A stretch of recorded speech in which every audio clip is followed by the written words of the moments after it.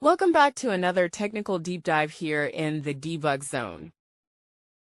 Today we're tackling a big question and breaking it down with insights from other users. Hopefully this clears up some misconceptions and helps you get the answer you need. So buckle up, stay a little curious, and let's jump right in.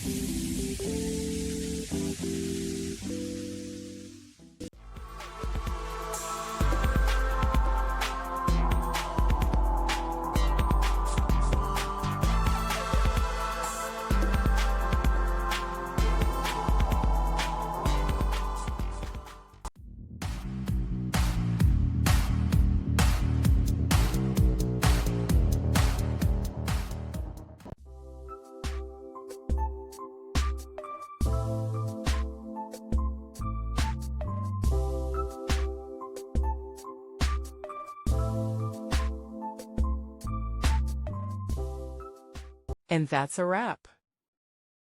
I hope you found the answer you were looking for. If you did, take a second to hit that subscribe button. It really helps out. And let me know in the comments which solution worked best for you. See you next time in the debug zone.